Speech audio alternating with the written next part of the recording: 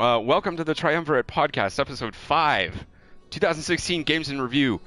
We are talking about all of the video games that we played in 2016 that also came out in 2016. There will be other things, but that is what we're going to try and stick to because of limited time, I guess. There's no time limit or whatever. But anyway, joining me are Arcadia Zero and Vast Empires, as always, and I'm Skorche. We make up the Triumvirate. And let's go ahead and get started, shall we? Who's first? Vast is first. Executive decision. No! I should have seen that coming. But little did you know, does. I was ready for this. Good! So, for the Triumvirate gaming crew, and I'm speaking for all of us at this time because it's an executive decision, and in gaming in general, 2016 was kind of like a year of cooperative online gameplay. It was. At least from where we were and the games that we kind of played. I'll agree and with that. that kind of gameplay, it was everywhere, from Pokemon Go's intense wave of nostalgia, kind of sweeping across every single continent, including Alaska, oh god, Antarctica. Oh my goodness. To the evolution of cooperative gameplay with the next iteration of Call of Duty and Titanfall, and then the monstrous reach of Overwatch across 3 platforms, and straight into popular culture. That kind of gaming was everywhere. It was. So, I will start with my first choice, which was, in that vein, The Division by Ubisoft. For the first couple... Oh, crap. Yeah, we're still up. But I don't know why this is taking me so long. Continue. I'm sorry. I really enjoyed The Division. go. It had like some really great gunplay. The encounters that they designed were really tightly contained. And if you wanted to, you could actually approach them in a very strategic manner. You didn't have to. You go in, like shotgun blazing. But if you wanted to take you and your team and like do your hand signals and flank and go up high and have the sniper sit back, you could do those kind of things. That was really interesting to me. I also enjoyed it because it had a rotating system of kind of like armor outfitting and guns.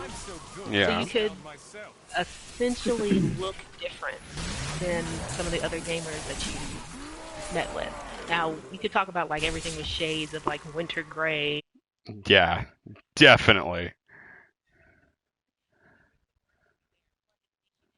Everyone was wearing the exact same thing at the exact same time. Yeah. The other thing I really enjoyed about it is that it had a perfectly scaled maps of New York. And it didn't hit me that much until I actually moved into the city and I was going to the movies with a friend and I turned right and I thought to myself, this looks so familiar. I shot bandits on this street corner. I did! I was just in a Madison Square Garden and I was like, holy crap! I've been killed here before. So, like that, but it was really cool, and so it as lame as it sounds, I actually started to navigate the city a little bit better because I recognized landmarks from the video game. That's pretty good then. If you can use it as a real map, Oh, definitely. not just this fake fan fiction type thing. That's actually kind of interesting. So yeah, I know I say this all the time, but I kind of want us to go back just to revisit it, see if it's changed, see if it's improved in any way. But I did enjoy Ubisoft Division. It was a very welcome entry, and I did not regret buying it. Yeah. I would probably agree similarly. That the first time gameplay after completing all the missions, all your necessary side quests, all of it I thought was pretty well done and kept you pretty interested until you pretty much hit the final mission, and then once the final mission was over, it's like, so what else is there? Well, you could do the Dark Zone and, get killed by other players all the time because everyone's an asshole.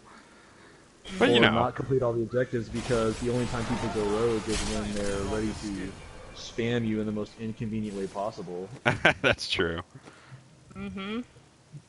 So that kind of made it a disappointment to play the Dark Zone. Yeah. Also, Arcadius, Or I before could we say it was continue, more fun playing it in the beta. yeah, before we continue, are you joining me or am I joining you? As far as Diablo goes, that's the game I'm playing, by the way. It's Diablo 3. I'm currently the streamer. I mean, you might as well join in. I'm already working on this. All right. And I'm on, was it tournament 6? Ah! Some easygoing level 6 difficulties. Sure.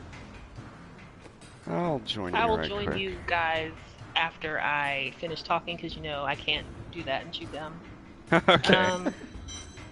So number 4 on my list, I'm going to keep it moving because I have a feeling that some of our games are going to be similar because we play together. But number 4 on my list is a game called Stories: Path of Destiny, which is by Spearhead Games, a Montreal-based developer.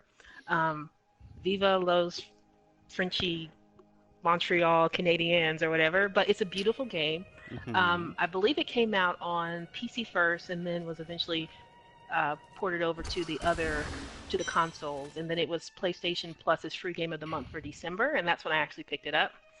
But it has really vibrant colors, really pretty smoke and light effects. I would even go as far as to say it is bejeweled. It's just really lovely to watch. It's a platforming game, but also an adventure story. And the graphics and the kind of dark humor storytelling versus the really colorful palette makes the game's dark humor really striking. It's a terribly funny game. Dark humor. And it's very dark humor. I really do think you'd appreciate it. It also has a very fun movement system, combat system, and it reminds me of a streamlined Legend of Zelda, and I mean that in the best way possible. Like, it's just very fun to play. Cool. And then the gaming conceit or the motivator in there is that it's a game of decision making where your choices matter. So as you progress through the game, if you decide you are giving a series of choices, and if you just choose one path versus the other, you may lose the life of a friend, you may accidentally blow up yourself, then you go ahead and start back at the beginning. And so there's a path that you take, and there's one right path, and so half of the game is figuring out which choices you make to make it through that one right path to the end. It's a lot of fun. It's a lot of fun. And so say you dead end yourself. What then? Are you able to go backtrack and figure your way out, or is it just like, nope, you're SOL, you got to start back at this point and retry? You're SOL, you got to start back at this point and retry. It's kind of like it's that story. It is. Did you ever play Bastion? No, but I'd always meant to, and I always meant to play Transistor also. So it's similar to that in that there's a narrator actually telling the story, and so once you reach that dead end point, you're gonna die. Okay. Like, that's just the way that the game is. They specifically from what I can tell. you out. From what I can tell, I haven't beat the game yet. But once you kind of like go backwards in the story, the narrator is like, well, but maybe he did this instead, you know, and so then you start to go a different path. It's really cool. It's a lot of fun. Okay, so that's my number 2. My number 3 is another surprise game, not at all affiliated with the PS4, which seems to be my console choice, but I'm still a Nintendo fangirl, and I still break out my DS from time to time, especially when a new Phoenix Wright game is released. And in 2016, Phoenix Wright Spirit of Justice was released, and I was so happy. Phoenix Wright. Objection and whatnot. Objection! They didn't release the last couple of games in the U.S., which is like the Miles Edgeworth Perfect Prosecutor 2 or whatever it's called, and then there's one who goes time travel. Anyway, this is the 6th installment in the series that was released in the United States. Phoenix Wright, Capcom Studios. What I really like the most about this game is that all of the cast is there from all of the games. You get to see them at least for one short episode. They bring back a lot of mechanics from the early games that you kind of miss when they introduce the new ones. You're kind of sitting there like, well, why can't I just use my magnetoma and figure out what chains are holding them back, you know? Yeah. But it also introduced new game mechanics and new characters, and it's just the thing that I enjoy the most about it is the localization for Phoenix Wright is pretty spot on. So I think they do a really good job of translating the Japanese humor into like a Western humor and American humor that you can kind of understand. And so a lot of it is really funny, and a lot of it is nostalgia, and a lot of it is just being a lawyer who's fighting for the truth and saying, "Hold it." So. Objection. I've never played a single one of those games. I have no idea what it's about. So. Man, have I seen the memes? Yep. Oh, the memes. Yep. It's about all I know of it. It's fantastic. It's worth playing. 100% worth playing. All right. Okay, so number 4. This could have been my number 1 or number 5 or I don't know. But it is going to be Final Fantasy 15, Square Enix game. This is the Final Fantasy game we've been waiting for a long time. I never played the 13 series. Not that I didn't love Lightning, but when I heard that the initial game was mainly on rails, I just wasn't interested. I was like, I should have given it a try. I'm sure I would have enjoyed it. You should still go give it a try. But with that being said, I did play Final Fantasy 14 and really enjoyed it. That's the MMO one, correct? That's the MMO one that's still going on strong. And I even let it lapse for like, I don't know, a month, because you have a subscription service, and I wasn't even upset that I let it lapse because I got so much time and enjoyment out of it. And I really enjoy seeing in Final Fantasy 15 how it's been influenced by Final Fantasy 14 in terms of continued support. So like today, they just released a patch for a holiday event in Final Fantasy 15. So they seem to have a commitment to trying to give you a little bit of content refresh, something to draw you back into the game. And there are, of course, the rumors of the cooperative gameplay that's going to come, the ability to play from like the other companions' point of view, that kind of stuff. So that's really exciting. But yeah, just gameplay, just the epic nature of the world. You know, you and your fab 4 friends on a road trip to. It's just a great game. I love playing. It's definitely a road trip. It's a road trip. But yeah, I'm going to cut it off there because I know it's going to be on someone else's list. But I really enjoy it. And then my number 1 game of 2016 is drumroll. Overwatch. Saw it coming. Overwatch. Blizzard Studios.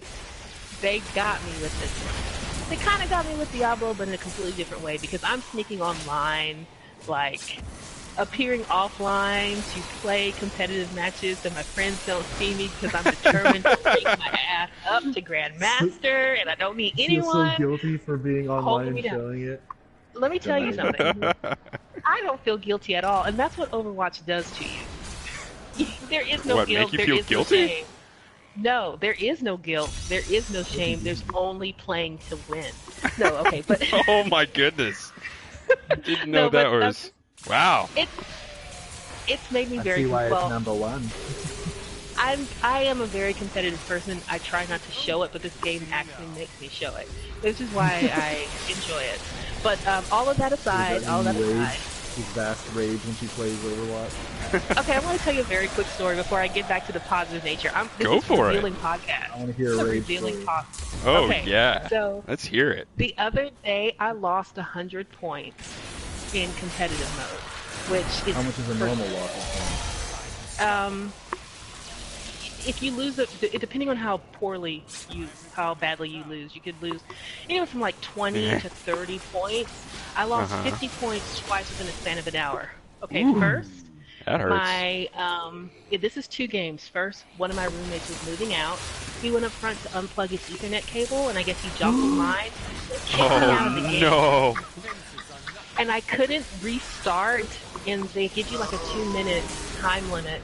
And so I tried to get back in. So I restarted my kid. I didn't know they give you a grace period to like try and get back in. They give you a grace period.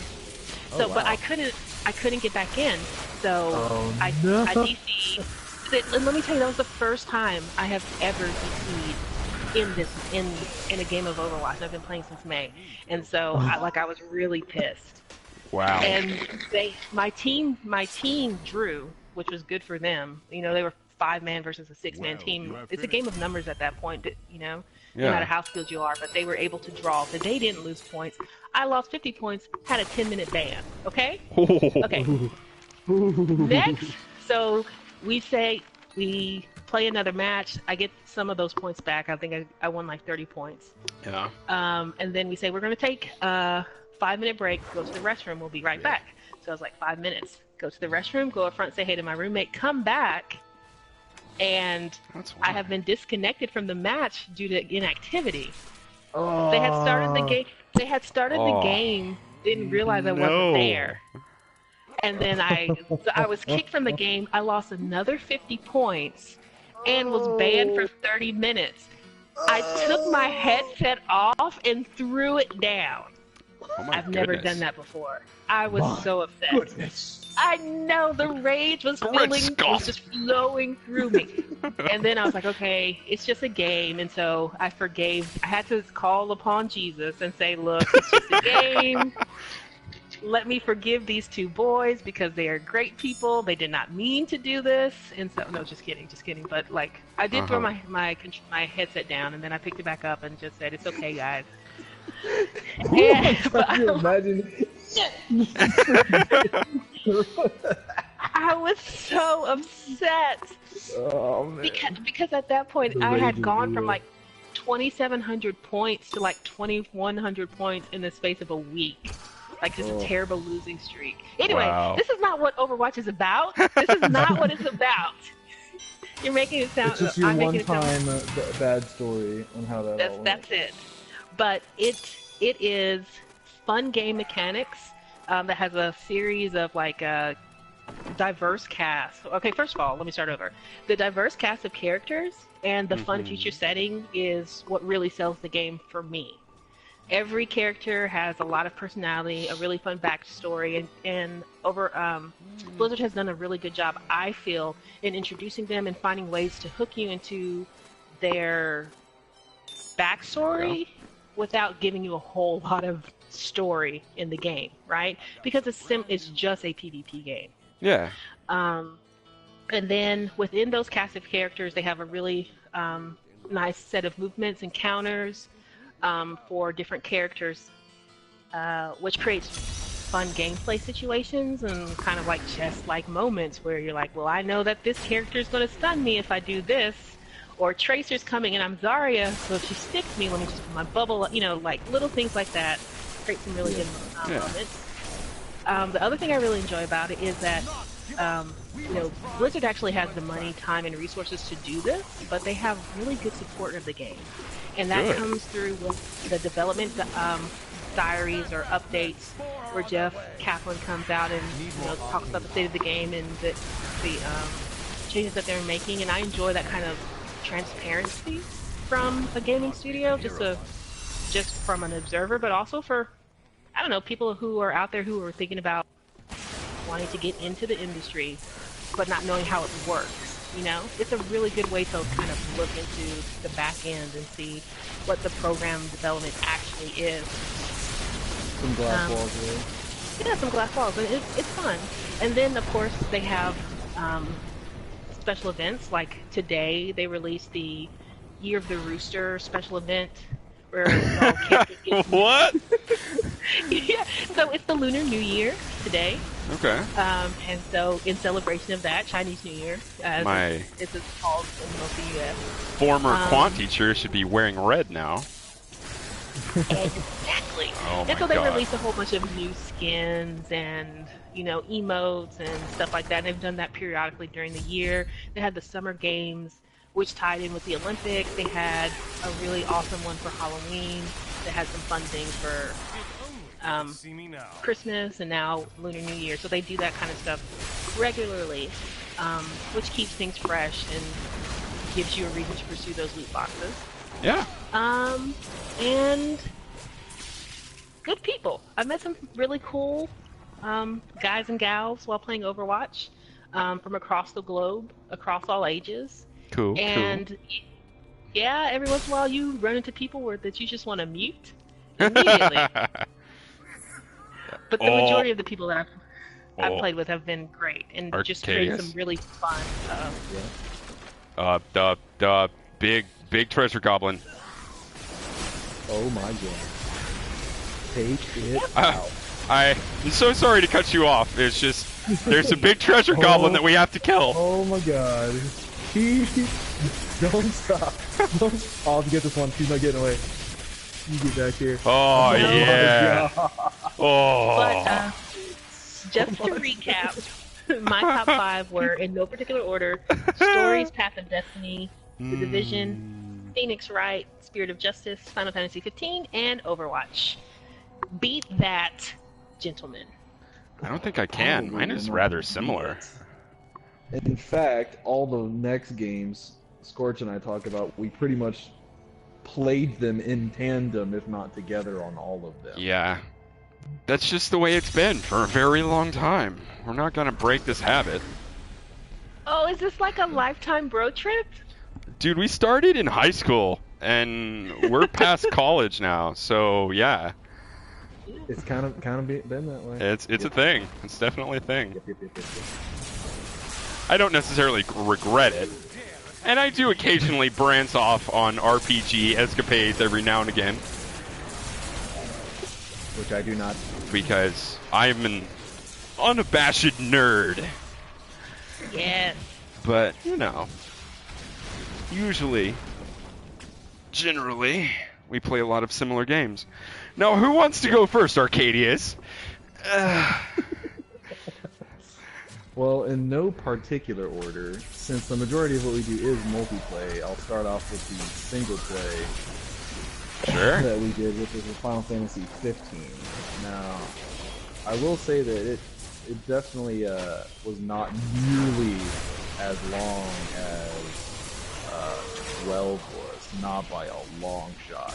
That's but true. It definitely was, I'd say, a little more free to roam than 13 was, obviously. So not having played a whole lot of the different Final Fantasy franchises, like I'm not a hardcore Final Fantasy player, but at the same time, it was an incredibly enjoyable story. It definitely had fresh things about it that weren't in some of the other Final Fantasies. I liked how it kind of had a modern edge to it. Like a lot of Final Fantasies are very like medieval, old type of settings when they come to their main stories, and this one was much more modern to it, and I kind of liked that about it. I think that was something that they kind of thought they're like, let's just do a modern spin on this game. So there we go. I enjoyed the. Let's see here. Because I mean, normally that kind of gameplay is not my style of gameplay, and it wasn't so intricate that I'm sitting there like spending 20 minutes on end, since I'm kind of a noob at that style of gameplay, just looking through stats to make sure I don't totally he's up there. The grouping of parts that I'm wearing, or outfits, or power-ups, or what have you. It kept it pretty simple, and kept the gameplay really quick, and full of dynamic changes that you could, initiate on the dot, which I thought was a lot of fun. It made it really fun and enjoyable to play, quite frankly.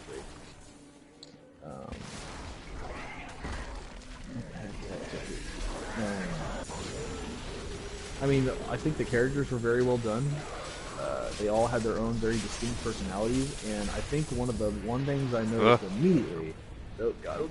Nope. You're alive. Just barely.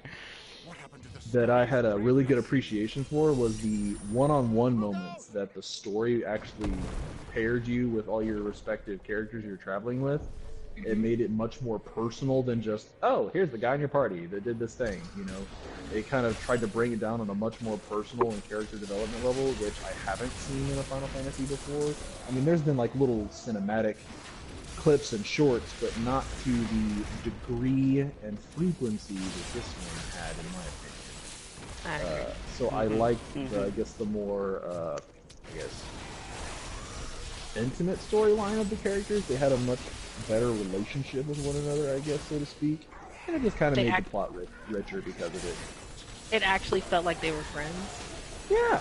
Yeah, it wasn't just Yeah. like, oh, these guys are coming together and they're friends, yada yada. But no, it's like, no, they're legitimately Okay. That's what at least that was my takeaway from it. And all in all, I mean, I enjoyed it. I definitely, probably like you did, overplayed it, and I can't play it for a little while, and I'll platinum trophy it later, which is very possible. And that level 99 dungeon, oh my god. Just man. It is as gonna an be aside, so difficult.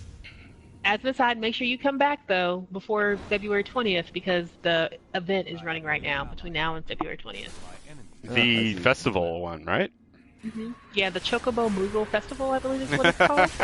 Of course. I actually don't think I've done a Chocobo. Prompto would be pleased. Oh, he'll be all levels of goody. Yes. Yeah, that one. That would be my first one of the year. I thought was very excellent. Has left a good impression on me for 2016. Good. Definitely. Your thoughts? Did you? Vass is here. Hi, Vass. Vass. Time, or I just got to run down the whole list. We could trade off if you wanted. I mean, I also had Final Fantasy 15 on my list, and I don't think I was attached to the characters as much as, say, other people. I think that has more to do with my own personality, me being more of a loner at heart than a lot of other people. It's just one of those things that I do. Towards the end, it didn't really seem like it was completely finished. I mean, some of the things like you wandering down hallways and not being able to attack and having to evade mindless zombies that only traverse one hallway back and forth over and over are kind of it was kind of lame. You know what I mean? I don't feel like that was the way it was supposed to be. That chapter was kind of lame. Yeah. It just didn't feel finished. Yeah. Yeah. That was the part where the guys were like, guys, can we just wrap this up? Can we just be done, please? If we made everything beautiful, they won't blame us for just this part. Yeah, that being said, it was really good. What they did have was great. They had a lot of... The hunts were nice. The super dungeons left some to be desired because they're essentially the same layout over and over. Yeah. Things like that. Like, I think they might change that in the future. I know that they said that it's not... They have plans for the game. It's not finished. Yeah. But yeah, I liked it. I would probably rank it 1 or 2 if I was actually going to put it in a particular order. I think that about covers it as far as Final Fantasy goes for me. Okay. What do you want to move on to next? Are we going to run down Battlefield? Is that on your list? Yeah, that was definitely going to be the next one. All right, let's do that one next. Ooh, Battlefield. The old FPS staple. That's our bread and butter, by the way, Arcadius and I. Yes. I will say that delicious this one does not have the... my one disappointment of...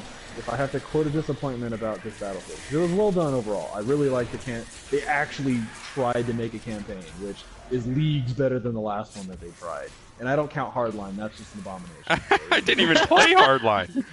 Abomination. Yeah, I have no desire whatsoever. It was just an absolute joke. That being said, I'm glad that Visceral stuffed up to make Battlefield games, which means they put DICE Battlefields on a longer cycle, which means they will be more finished at the end, which is nice. Yes. Which is why this one had what you could call a campaign as opposed to some of the older Battlefields.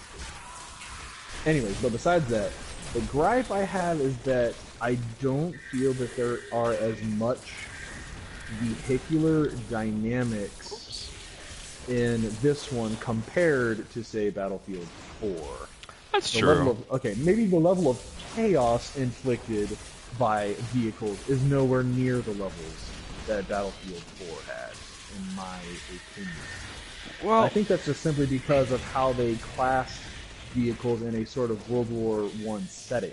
yeah. You know, the A vehicles lot back of then were that, not super monsters and I things think, like that. What is okay? I It's think can period be chalked accurate, up and I to the think that's fact that okay. it was period accurate-ish to a And point. and that's where I come back around, and I'm appreciative of that. Yeah. The fact that they took the effort to make them period accurate and not just these strangely overpowered, non-period correct, arsenals Yeah. is kind of it's a relief. The fact that they took the time to do that. So Yeah. I can't be super mad. I'm just saying that I enjoy the heightened sense of chaos that comes with a lot of extra vehicle That's gameplay. true. It's true. Especially Okay. with aerial vehicles. These ones being made out of tissue paper. But Yeah. it's a tiny gripe. A very tiny gripe. Oh, by the way, I That's all. teleported to a new map. If you guys want to join me. Yeah, no, I'm moving on, man. I will say that this Battlefield seemed to have more cheese weapons than previous Battlefields, where dude. there'd be just a handful of guns that were like really good, but in this one they seemed a lot more balanced between all your aspects of fire rate, recoil, and damage. Like all of those seemed pretty. You basically could have fun with whatever gun you decided to use, and I think that's kind of important just for the ease of people playing the game. Yeah. And that kind of just makes a more enjoyable experience overall, even for people who are not as good at FPSs. I think that's because Battlefield 4 purely had so much in it. Like, it was a gigantic multiplayer experience, and that makes it hard to balance. It makes it hard to balance. You know what I mean? Like, there's so many things that you have to take into account, and there are so many variables that you can even stack in a single weapon that it just makes it hard to do all of that By the time at a you time. add all the various attachments that had certain boosts and this, that, and the other, it got to be quite the cluster when it came to outfitting your class. Battlefield 1 was clean, it was simple, and there's not nearly as much as Battlefield 4, but that's not necessarily a bad thing, because it seems to have already been somewhat more balanced than Battlefield 4, let's be honest, ever was. Well, okay, so as someone who had not played Battlefield, when you say more, do you mean more in terms of like maps, weapons, guns, or everything? Gameplay mode? Okay, so with guns in Battlefield 4, you can have the stock weapon. You can put on muzzle attachments, optics, foregrips, and like paint jobs and stuff like that. In this, you could put on paint jobs and select a different weapon if you wanted a scope. Okay. But all the stats of the gun change because you're using a physically different gun as opposed to just one gun with various attachments. Yeah. I thought it was kind of weird. I honestly thought that it would be, one gun and you get setup types like optics. It would be put an optic on it. I didn't actually expect him to physically have an entirely different gun that you have to have different star tracking on and some other. The reason for that, I think, is because Battlefield, the way Battlefield 4 was with all of those weapons, they didn't really want people to look at the weapon list and think, oh, that's all they have, because if you took off all the optics and stuff like that, you'd have 4 guns per class. And that's not entirely too much. Kind of they tried to, I guess, increase its appeal. Yeah. Just by sheer quantity. There's a goblin back here. Treasure goblin! Okay, goblin. You do? What? Where you at? We got it. Okay. Whew. All in all, I mean, the levels I think were diverse enough to give you some pretty good differences. I will say that there's definitely some favorites and some non-favorites. So Cyanide Desert, god damn it! And then what's the map on Italy? I like that one a lot. There are two of them. There's Empire's Edge and there's Monte Grappa. Yeah. I think Monte Grappa, that's the one with the water. That's the one on the mountain. Yeah. Okay. That's a good one. That's not bad. Yeah, yeah. Yeah, all in all, I like the balance of it. I still wish that the classes were OP outfit with attachments like it was in Battlefield 4, but I think they tried to tune down your support and some other equipable items to try and level it out a little bit, which is understandable, and that probably brought that extra sense of balance to the game.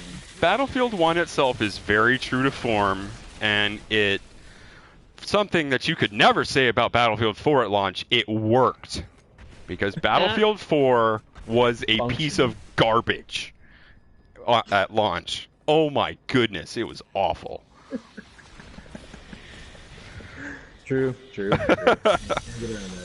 But yeah, points for it working, which is something that you should not be saying about a game in 2016. But this is DICE. Yeah. So we have to go there. Shall we move on? We talked about that for a while. Yeah. What else is on my list? And it's still a lot of fun. You can pick it up, and in just the blink of an eye, just get right back into it. Yeah. Of course, after a match or two. But we covered The Division. That was also on my list. Which I was very surprised that it came out in 2016, because I swear it feels like it came out in 2015. It was so long ago. Well, didn't we do the beta for that too? We did. Yes. Was that in 2015, like December or something like that? That's probably what made it feel longer. Okay. Well, I've got The Division on there. I've also got Pokemon Go. Have we talked about Pokemon Go a little bit? That's touched on it, but you could probably say more to it. I didn't play it, so I'm just going to be that guy. I just mentioned it in the intro. I did not it was going to be to us lovers of Pokemon and the past and good, clean, fun, collect whatever. Yeah, I got my Charmander, yeah! All I did was roll my eyes when all my coworkers pulled out their phones when we sat down for lunch so they could catch Charmander. Oh my god, there's an Ekans over there! And then everyone runs over there, you know? It was a wonderful... It was even funnier because they would get me to drive to lunch so they could catch so Pokemon they could catch stuff? Yeah. Like, that's what it devolved into, was me driving to lunch more often because they wanted to catch Pokemon. You just be using up all your hard-earned gas. Yeah.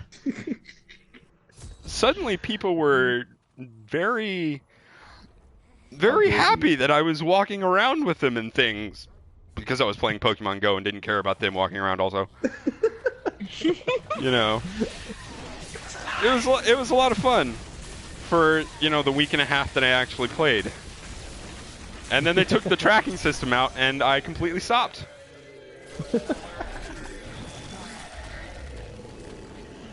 No, it was just cool. Running around, like I was in Nashville when it came out, and just going around downtown with all of the different like stops and seeing people with their own, you know, their phones, catching things, and everyone excited walking around the park. It was fun. It was like being inside of the actual game.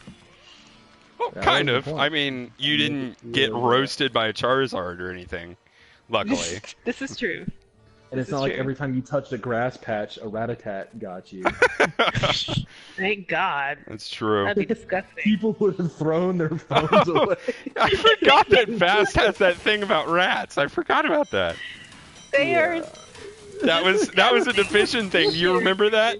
They're walking around on their sidewalks like they think they're people! And she shoots at them on the ground.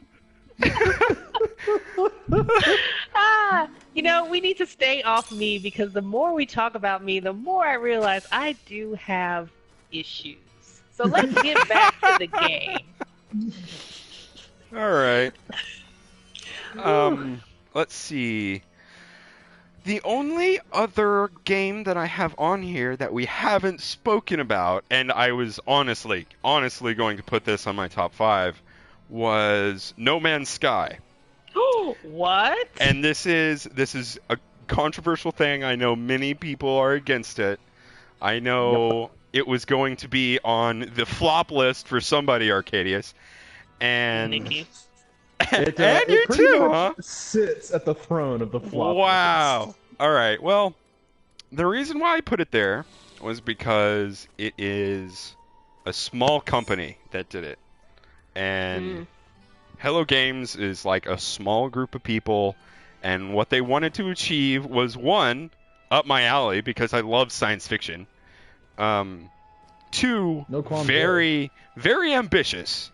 And Very ambitious. I think that for indie games right now, which really just kind of seem to be platformers or puzzlers or things like that, they went off in a direction that was dangerous, and it didn't really pay out, but they did something different, and I can appreciate them for doing that.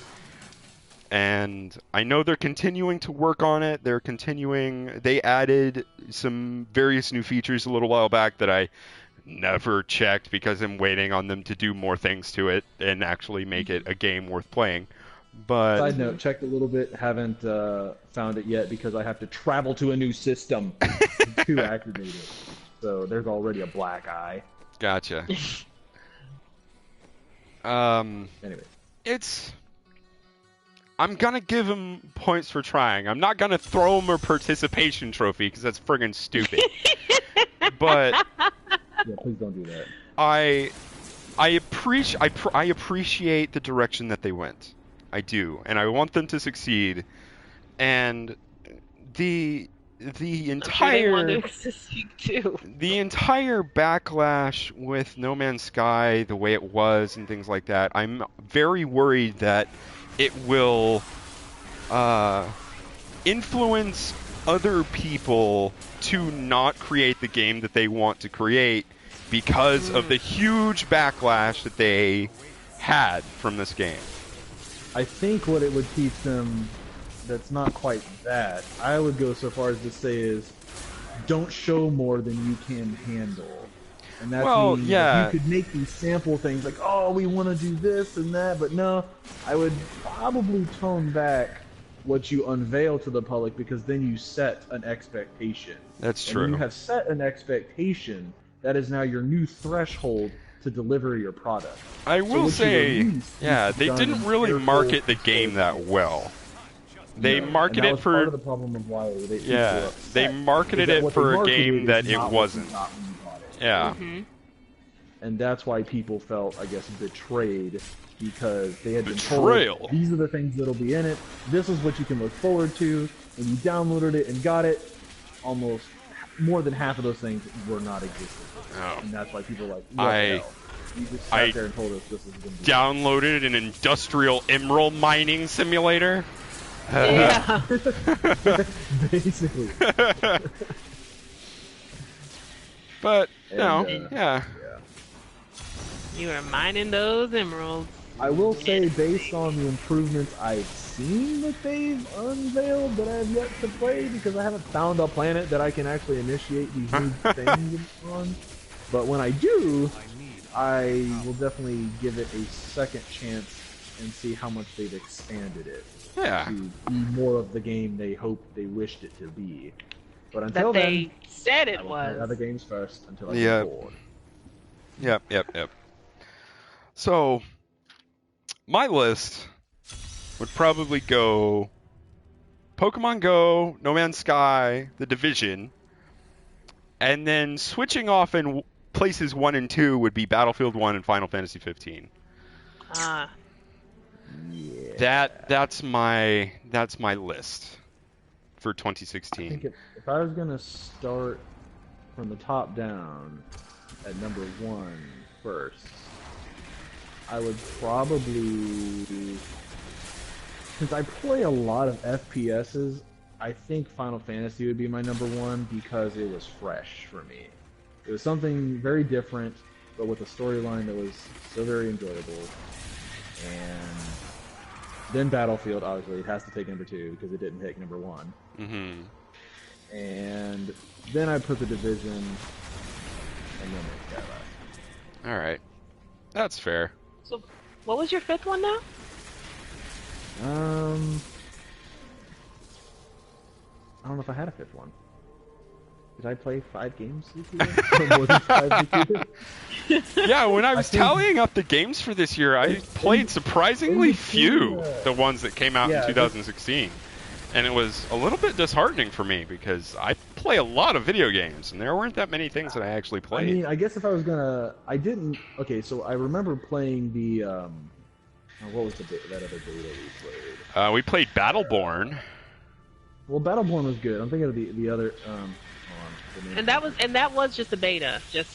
We just played the beta, and it was good. Pretty entertaining. It was yeah, good. I really enjoyed it. I hate that it lost in the battle of which MOBA whatever co-op gamer was going to take over. I hate that it kind of lost to Overwatch. I actually really enjoyed the Titanfall beta, to be honest. The Titanfall beta was fun too. Yeah.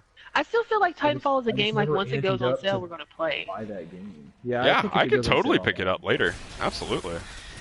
At the time, though, I just wasn't willing to pay full price for it. Yeah. Yeah. I was just willing to sit there and play Battlefield. Yeah, absolutely. That was the other thing, is I didn't want to have to compete between Battlefield and that one. I'd rather just stick to one and play it, rather than sit there and bounce back and forth between two of the very similar games. Okay, so now that since we did our top, do we have honorable mention before we go to our most disappointing game of 2016? I would say, even though I didn't play it, I cannot deny the massive pull of Overwatch. It was gigantic. Yeah. It's huge. Massive. Yeah. Like, the fan base exploded. Let's just put it that way. Like, the top blew off of it. Something that I haven't seen about a video game in a really long time, and it was Overwatch. It was great. I agree. Battleborn was pretty solid, but it suffered from the fact that it came out right before Overwatch, and everyone was waiting for Overwatch.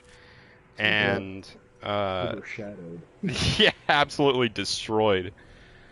Yeah, which is sad because it had, those same hero shooter, whatever we're calling this genre game. It's almost like Overwatch did it, or Blizzard did it on purpose. Let's just do it at the same time we do it to these guys. Yeah, well, you got to knock your competition out, and they had. It's true. They did a great job with it, but not to sell Battleborn short because it did have a great cast of characters. It had a lot of good humor. It had all the things. Things that you want. My gosh, the Oscar Mike lines alone are worth the price of that game. My favorite character. Wow, I've killed you a lot. Stuff like that. He was great. No, it was a great game, and that's one that it's probably on sale now. I would try and convince us to maybe pick up and just try a stream play or two just to play. If it's on sale, I'd probably do it. Oh, my fear is that no one else is going to be playing it, though. I don't think it matters. As long as you listen to some... I mean, I played it for the pure entertainment value of what the hell these guys were going to say next. Yeah. Like, the PvPs on MOBAs and stuff like that are just frustrating as hell to me. So yeah, me too. I'm perfectly content playing the normal co-op stuff. My honorable mention is going to be, and I guess this one doesn't really count because it's been out for a while, for going on 4 years now, but it's going to be Warframe. I'm still into the game. Did I step in gum? What was that? You can take that Warframe hate and you can shove it. Because I still like the game. I think that it has a lot of the hallmarks in that I like, and I enjoy them as a studio. Again, with their transparency and their community and the way that they aren't afraid to iterate and make their systems new and fresh and better, and try new things and give you new frames, and yeah, it's a lot of fun still. And so 2016 was a pretty good year. The E studios kind of suffered a little in a similar fashion to No Man's Sky, in that they revealed a little too much before it was ready with their second cinematic quest. And so then there was like huge delays, and I see. the community was very forgiving, but they were kind of frustrated, and so that was interesting to watch play out too. But yeah, that's my honorable mention. Play Warframe. Ninjas play free. This is not a paid advertisement. All right. I'm not going to get platinum. I hear some skepticism. Well, Arcadius, do you have an honorable mention? Quite frankly, I don't, because I didn't play enough. Fair. Between work and playing when I could, I didn't play as much as either of you. So where the hell are we? We're way split up. Yeah, we are. Very split up. I will omit my honorable mention because I do not have a good or the honorable mention to mention. Or if I did mention something, it'd be a total lie.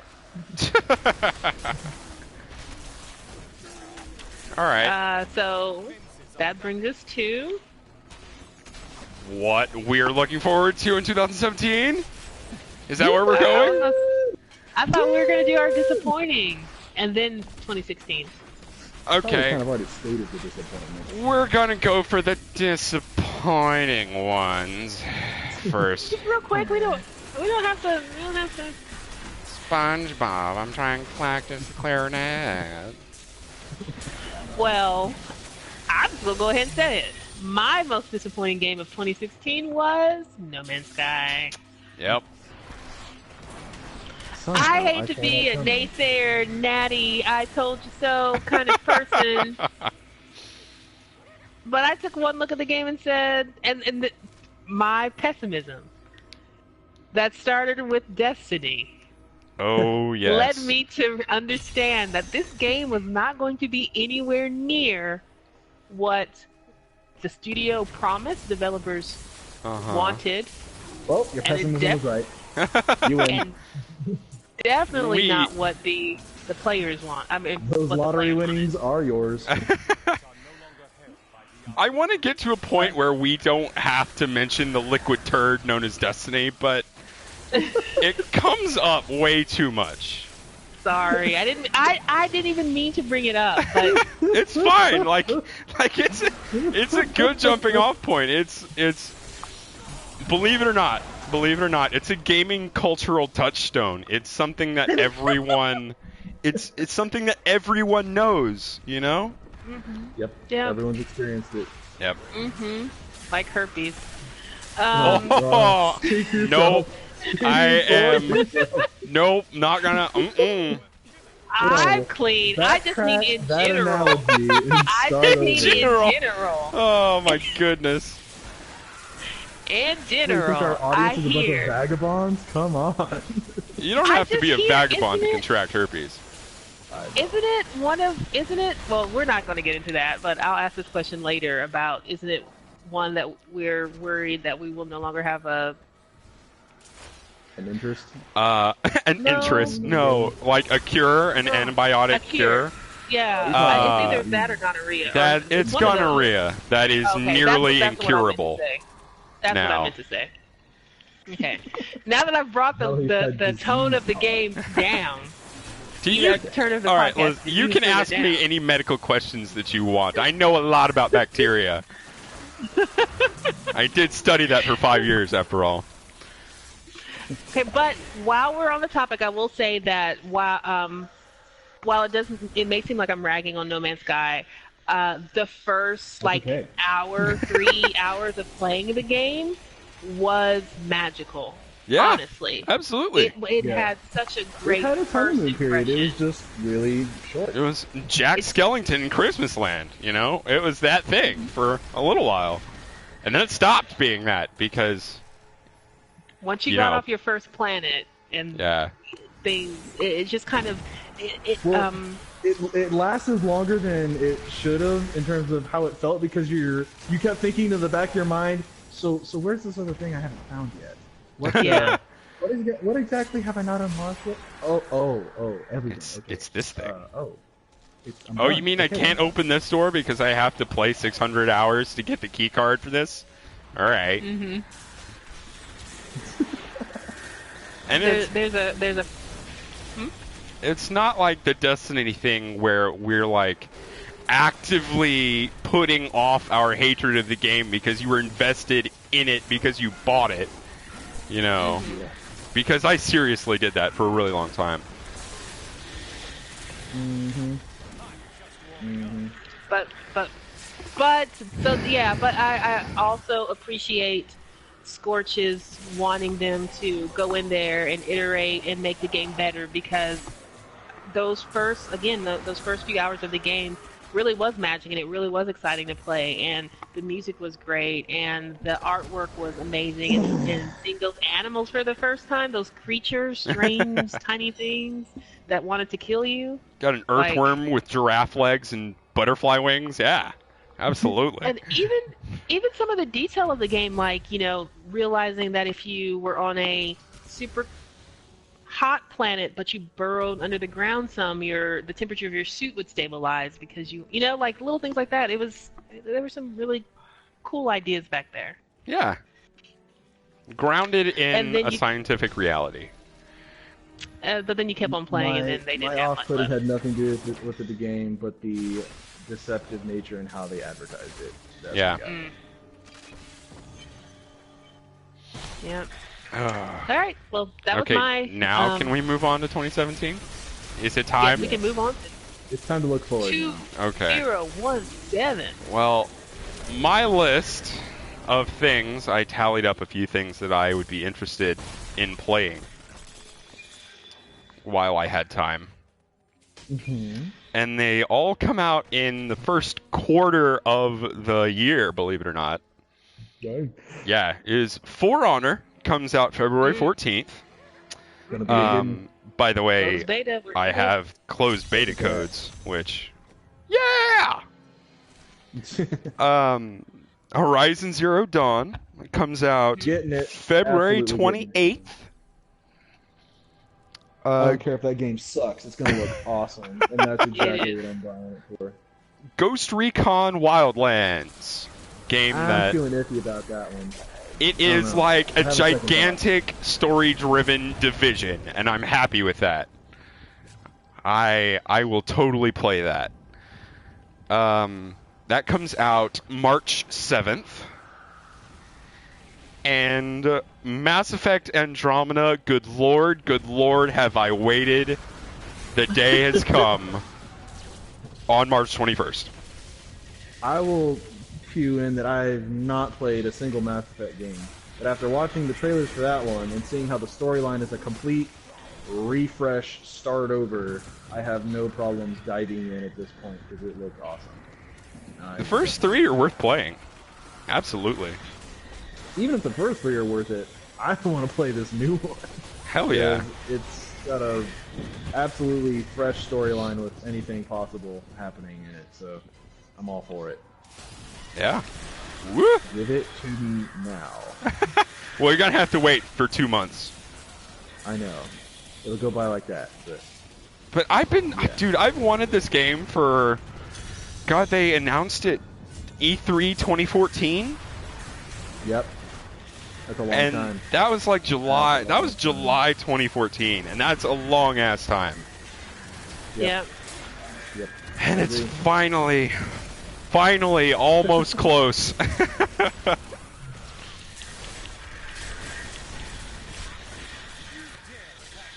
Okay, Arcadius, do you have a list? You can just mention a few things. You don't really need a list. No. Do whatever. Along those same ones.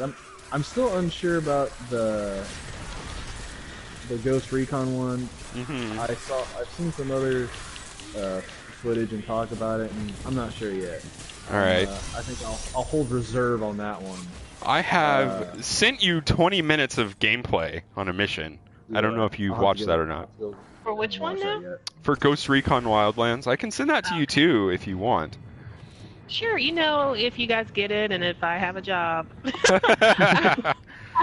Oh, I man. will probably get it too. I know that feel. I think my yeah. list would be similar, but I have a couple that you don't have on there. Sure. So one would be the new Legend of Zelda. That is finally going you're to getting ride a and Switch? come. Again, money permitting, this girl will be investing in a Switch. Goodness. Yeah, well, it's not like I have kids, so someone's got to have true. fun. And that person's gonna be me. Sure as shit ain't gonna be those non-existent kids. But yeah, the new Legend of Zelda game looks phenomenal, and I really want to experience it. It really does. And honestly, I did actually think about buying a system because I have always loved the Zelda games, but I do not own a Nintendo console. That is what holds me back. I don't want to buy a $300 Zelda machine. I know. Yeah, I know. That's why I'm waiting for more. That is more of the lineup to come out. Exactly the reason why I'm not doing anything like that. But however, if the gaming, I'd never want to say like I'm going to rule out a Nintendo console because it's been giving me joy for like 70 years at this point. But it's also supposed to come on the Wii U, and I still have my Wii U, so I might literally dust it off. It's looking a little dusty right now, and for the Wii U too. It's a nice book stop. It's just sitting here next on my mobile Armada. Yeah. But so there's that. And then we're going back to Square Enix because they have yet to make me feel sad and cynical when it comes to gaming. And Final Fantasy 12 Remaster comes out next year. So, next year? Or excuse me, I'm sorry, not next year. This year? Winter of this year. Winter of this year, Final Fantasy 12 Remaster. Well, there's a Final Fantasy 7 Remaster also. It's coming out. Yes, so is it supposed to come out this year too? I think so. They're gonna release it episodically. As far as I know, they made so many upgrades to that game that they can't release it all at once. Yeah. So they are doing it in chunks. Well, I will definitely get the first chunk, the first of 7 chunks probably. Let's mark me down. Put some money on this. There's going to be 7 parts to Final Fantasy 7. We'll see.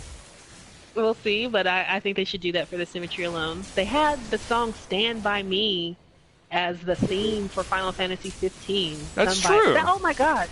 That's another thing that I should have said for Final Fantasy 15 why it's a favorite. The music was just beautiful. Yep. Yeah. If you bought the MP3, you could take the music and play it anywhere. Yeah. And they gave you all the soundtracks. You could just buy the soundtracks at like gas stations and stuff and play whatever you wanted. 100 gil. Great. Sorry, that was an aside, but another Square Enix. It's a worthy aside. Kingdom Hearts 3. Kingdom Hearts 3. Oh, you take that terrible. You're being all sick and stuff. It's okay that you're coughing because clearly you don't feel good, and it's not having anything to do with the magically mind-bending blend of Sony, Square Enix characters, and Disney characters fighting to unlock the hearts and save you from darkness that has been confusing and bewitching people for like how many years has this game been out now? Too many years. You take that back. All right. First of all, don't be hateful just because you don't have magic in your heart. Okay. As a small aside, okay, Fast is here. Arcadius, you're gonna show up to help me kill Magda?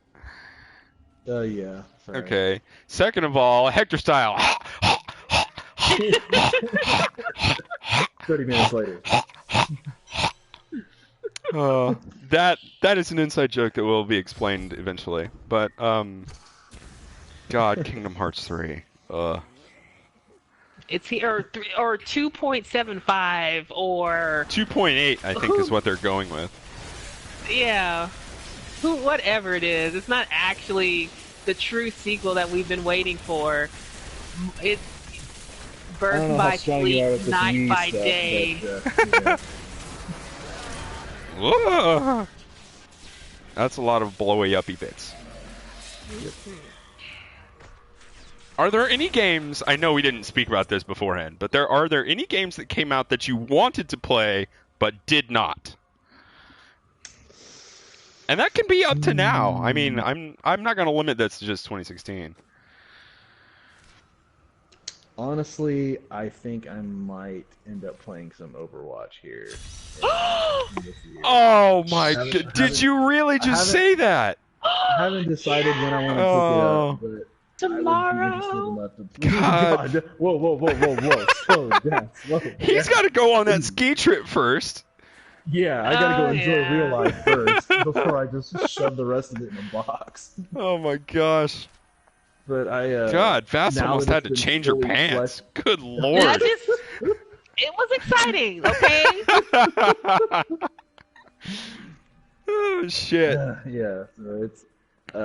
I think they've worked it out enough. Now, I still kind of wish they had some campaign stuff to it, but they haven't set it up to be like that. So I just kind of have to roll with it. And I think it looks like it's the aimless kind of fun, even if you aren't serious about it. Yeah, yeah. It is. You could play it in a non-competitive fashion. Yeah, Or you could break a controller over your knee just like Vass does. I have not done that yet. I just threw my headset to the ground. Uh-huh. My dad's not a phone. So, anyways, that's probably, I think, in the back of my mind, it's just kind of itching. It's like, you know what? I can't fault you because that's the reason why I purchased Ark Survival Evolved. God damn it! Yeah. And now I have to fight through that behemoth before I do anything else. Yep. But that won't come anytime soon. I mean, like I still gotta play all these other new games. They're gonna be coming out this first quarter. That'll take me through a couple months. Yeah. And then I still need to kind of finish out Final Fantasy 15 because a couple little widgets I hadn't done yet to fully 100% the game, even though I beat the story. And then after that, maybe. You wanted to get every recipe, didn't you? I did, but after looking back at that might be pretty difficult. Oh. You do need to, again, you need to play before February 20th because I feel like they've released a couple of ones in the event. One-time only recipes? I don't know. I didn't watch the whole video. I know there's new foods that you can taste at the event. I don't know if they're linked into recipes that he can learn. You know what I mean? All right. Nonetheless, I still need the platinum trophy that game, and I'm one trophy away.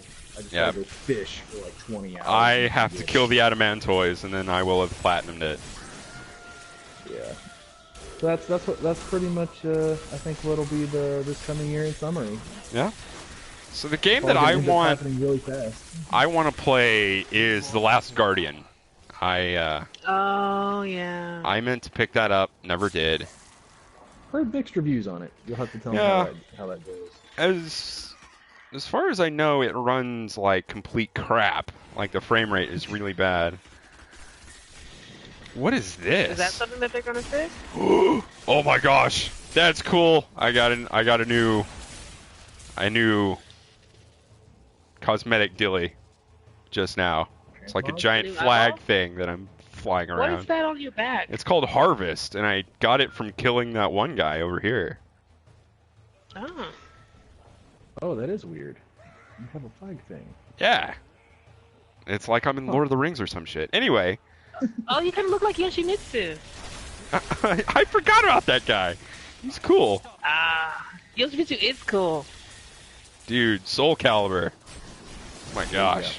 Go back. God, just spam Killick. Just spam Killick. You'll be alright. I miss that game. Yeah. We digress. I think that pretty much wraps up what we were intending to talk about. Anything else we want to talk about? Do we want to hit anime? Oh, we could do that. I can't say I watched any of the newer ones. Yes, you did, because One Punch Man. Oh Okay, my yeah, goodness. Dude, yeah, splatting that that's in the mosquito tore my sides asunder. Oh man, I definitely remember not breathing for that 5 minutes. That was indeed painful. Oh yeah. Yeah, Yes, that was yes, probably it was. top for 2016. Oh man, that was so rich. So okay, yeah, that's like top 3 of the funniest ones I've seen. And then up there would probably be that Shokugeki cooking one. Oh yeah, Food Wars. That's such a good series. Food Wars. I really like it. That one had many good moments. And it's not just because I'm a foodie. Arcadius, I don't think is nearly as much of a foodie as I am. No, I'm not. And That purely oh my goodness, value. I enjoyed it doubly because I'm a foodie. I think just the sheer exaggeration of everything they did just made it that extra amount of funny. Dude, yeah. And that is literally what happens to me when I put something delicious in my mouth. My clothes pop off and I'm suddenly in a meadow with rainbows and shit, skipping along, you know? It's great. Yep.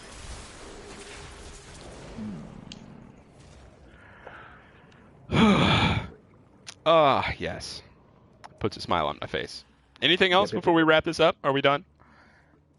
Nope. I think that wraps up everything I've got to say. All right, Vast. Any closing thoughts? No, just that 2016 was kind of an interesting year in gaming. It had some hits, it had some misses, like every year, but it seems like, to me, the hits seem to be on a slow decline, maybe? And so I'm hoping that 2017 brings back some really good WoW and magic and fun into the games that are being released. All right. I agree. Here's the hoping. Yeah? Playing. So I guess that wraps up episode 5 of our podcast. If you liked it, subscribe, do whatever. I don't care. Rate, comment, and subscribe. Yeah, that thing. Shameless plug. If you would like to, tell us your opinion, if you'd like to tell us something that we could do better, go ahead and tell us. If you told us, any of your thoughts, if you say you hated it, you're entitled to your opinion. Also, that's a comment that, we desperately need at this point. We need, things like that. If you would like for us to talk about something, if you have a topic for us, tell us. And that'll be it. I think we're done. We'll see y'all later. until next time.